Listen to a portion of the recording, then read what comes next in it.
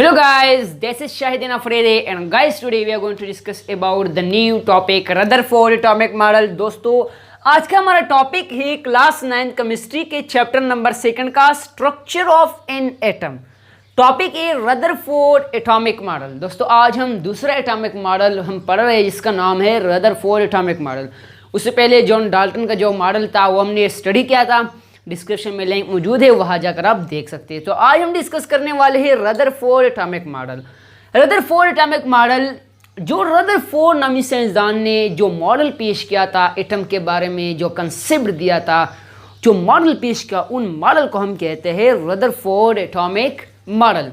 अब दोस्तों तीन चीज़ें, सबसे पहले हम क्या कहते हैं कि डिस्कवरी है, कि मतलब किस तरह, किस वक्त, किसने ये मॉडल पेश किया था और क्यों पेश किया।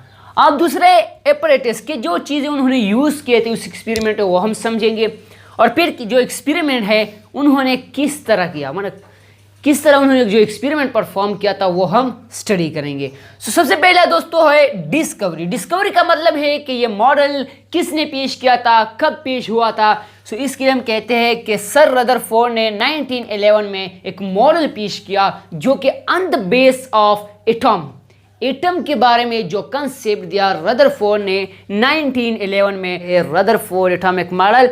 आज तो discovery of nucleus. Rutherford atomic model जब पेश हुआ तो वहाँ उन्होंने न्यूक्लियस को भी डिस्कवर किया, इसलिए हम उसको कहते हैं discovery of nucleus. Rutherford atomic model क्या हुआ था, न्यूक्लियस को डिस्कवर किया था कि एटम में सेंट्रल पोर्शन मौजूद होता है जिसको हम न्यूक्लियस कहते हैं।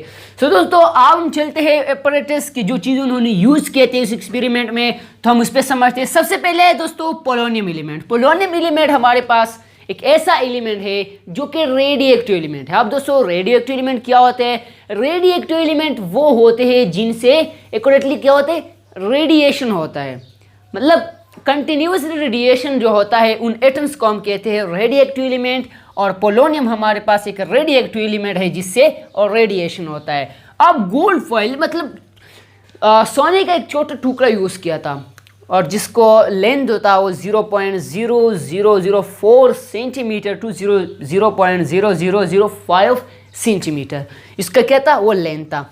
अब दोस्तों फोटोग्राफिक स्क्रीन मतलब फ्लोरेसेंट स्क्रीन या फोटोग्राफिक स्क्रीन, ये एक स्क्रीन होता है, एक प्लेट होता है जहाँ पे एक जिंक सल्फाइड एक कंपाउंड है जिसका क्या होता है, प्लेट यानी कवर लगाया होता है, और वो क्या करते हैं, वो चीज़ों को स्क्रैच करते हैं, मतलब डिटेक्ट करता है। तो हम कहते हैं कि डिटेक्टर स्क्रीन था और एक दूसरा हमारे पास गोल्ड फॉइल और पोलोनियम एलिमेंट था। हाँ दोस्तों ये हमारे पास डायग्राम भी मौजूद है। तो ये जब आप देख रहे हैं ना, तो इसको हम कहते हैं फोटोग्राफिक स्क्रीन। उसको हम क्या कहते हैं, फोटोग्राफिक स्क्रीन। ये बना होता है जिंक सल्फाइड, ये एक्चुअली उसके ऊपर क्या होता है, जिंक सल्फाइड का एक प्लेट मौजूद होता है, एक कवर होता है जो कि चीज़ों को डिटेक्ट करता है। अब दोस्तों दूसरा हम कहते हैं कि लीड कंटेनर, एक कंटेनर था और जिसमें पोलोनियम एलिमेंट को रखा गया था। अब दूसरा हमारे पास गोल्ड फॉइल एक छोटा टुकड़ा था जो कि दरमियान में लगा हुआ था और इस पर जो रेस थे वो पास होते थे। सो दोस्तों उन्होंने अल्फा रेस भी यूज़ किए थे जो कि हम आगे डिस्कस करेंगे एक्सपेरिमेंट में। सो चलते हैं कि रदरफोर्ड ने एक्सपेरिमेंट को किस तरह परफॉर्म किया।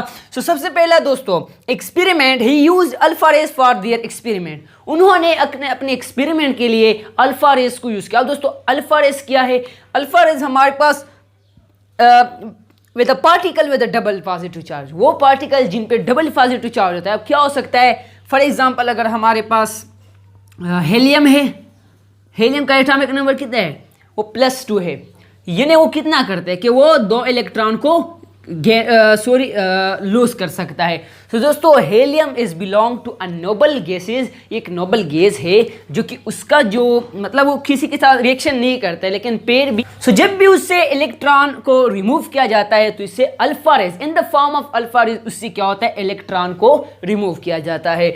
अब दोस्तों उन्होंने एक्सपेरिमेंट के लिए अल्फा रेस यूज किया। अल्फा रेस के बारे में हमने डिस्कस किया कि इस पर डबल पॉजिटिव चार्ज होता है, जैसा कि हमारे पास हेलियम एटम का जो पार्टिकल मतलब जिससे हम इलेक्ट्रॉन रिलीज करते तो इस क्या होता है, डबल पॉजिटिव इलेक्ट्रॉन होते हैं ना, तो इसलिए इसको हम कहते हैं अल्फा रेज। अब दोस्तों इन्होंने जो यूज़ किया था, मतलब ये सपोज किए थे, मतलब इतना कोई एग्जैक्ट वैल्यू नहीं था, इन्होंने सपोज किए कि 20,000 अल्फा रेज को उनके अलाउड किया और वो पेंगी किस पे, गोल्ड फॉइल पे। अब दोस्तों 20,000 जो अल्फा रेस थे जब उन्होंने अलाउड किए फ्रॉम द पोलोनियम एलिमेंट, सो यहाँ गोल्ड फॉइल पर फेंके और उसके बाद उन्होंने जो कंक्लूजन निकाली कि मतलब कुछ डिफ्लेक्ट हो गए, कुछ रिफ्लेक्ट हो गए और कुछ पास्ट स्टेट हो गए। अब दोस्तों फर्स्ट कंडीशन ये था कि 19,990 रेज आर पास स्ट्रेट, मतलब उसके कोई डायरेक्शन या कोई एंगल ना चेंज के बावजूद वो एटम के गोल्ड फॉइल से गुजर गए, मतलब स्ट्रेट लाइन में गुजर गए and without any change in direction और एंगल। सो इससे हम क्या करते, उन्होंने सर रदरफोर्ड ने ये बता दिया कि अगर ये क्या है, हमारे पास अल्फा रेज पॉजिटिव चार्ज होता है, अगर ये एटम में कोई स्पेस है या कोई चार्ज मतलब ना नेगेटिवली चार्ज बॉडी मौजूद है या पॉजिटिव चार्ज मौजूद नहीं है, ये क्या है, ये स्पेस जो है वो खाली है। क्योंकि अगर कोई प्लस या पॉजिटिव चार्ज बॉडी मौजूद था, पॉजिटिव चार्ज पार्टिकल मौजूद था, तो क्या होता, रिपेल करता या अट्रैक्शन शो करता। तो इसलिए ये स्ट्रेट पास हो गए। उन्होंने इसको बता दिया कि ये एटम का ज़्यादा से ज़्यादा स्पेस जो है ये एम्प्टी है, क्योंकि बहुत ज़्यादा रेज मतलब 9,990, बाकी 10 कुछ डिफ्लेक्ट हो गए, कुछ रिफ्लेक्ट हो गए। अब दोस्तों उन्होंने क्या कर दिया कि एटम का सबसे ज़्यादा स्पेस होता क्या होता है, वो खाली होता है।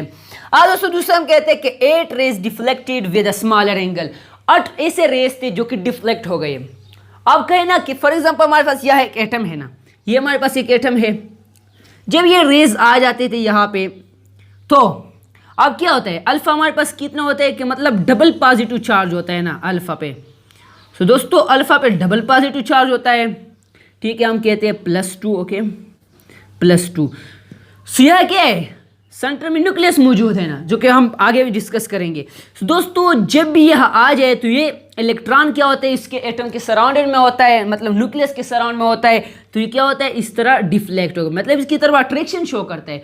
हम बताते हैं ना कि प्लस पॉजिटिव चार्ज जो होता है और नेगेटिव चार्ज जब होता है तो ये आपस में क्या करता है, अट्रैक्शन करता है। अब दोस्तों हमारे पास अगर ऐसा है कि नेगेटिव या पॉजिटिव, सॉरी नेगेटिव और पॉजिटिव क्या होता है, एक दूसरे को रिपेल करता है। तो दोस्तों उन्होंने जो डिफ्लेक्शन शो की वो इस वजह से कि उसके सराउंडेड में इलेक्ट्रॉन थे और इलेक्ट्रॉनों की वजह से उन्होंने क्या अट्रैक्शन शो किया, जो कि बाद में डिफ्लेक्ट हो गए। अब तीसरा हमारे पास एक रिफ्लेक्ट हो गए, मतलब 2 ऐसे रेस थे जो कि बाउंस बैक अपने एंगल में फिर वापस आ गए। सो इससे हम ले सकते हैं कि एटम का एक सेंट्रल पार्ट है जहाँ पे पॉजिटिव चार्ज बॉडी मौजूद है, जैसा कि हमारे पास प्रोटॉन है ना सेंटर में मौजूद होता है न्यूक्लियस में। तो उन्होंने बता दिया कि ये इसलिए कि अगर अल्फा जो है ना +2 पॉजिटिव चार्ज है ना, अगर ये सेंटर पे लग जाए तो ये हमारे पास डेंस होता है, हार्ड होता है, और यहाँ पॉजिटिव चार्ज होता है तो ये क्या करता है, रिपेल करता है। Due to the repulsion of proton in alpha rays ये क्या हो गए, बाउंस बैक हो गए, जहाँ पे आप देख सकते हैं। सो दोस्तों आज की वीडियो में हमने डिस्कस किया रदरफोर्ड एटॉमिक मॉडल के डिस्कवरी और एपरेटस और एक्सपेरिमेंट और जो डायग्राम है, तो उन्होंने इसके बारे में हमने डिस्कस किया। आगे वीडियो में इंशाल्लाह मेन पॉइंट्स और defects of Rutherford atomic model हम डिस्कस करेंगे कि उसमें कितने डिफेक्ट्स हैं और कैसे डिफेक्ट्स आ गए ताकि वो मतलब आगे के लिए ना जा सका, और ये थ्योरी पेश किया गया। और ये डायग्राम जो है ना, ये पेपर में अक्सर पूछा जाता है कि राइट और एक्सप्लेन और label the diagram of Rutherford atomic model. So दोस्तों ये डायग्राम जो है रदरफोर्ड एटॉमिक मॉडल का, it is very important for the examination papers. Thanks for watching.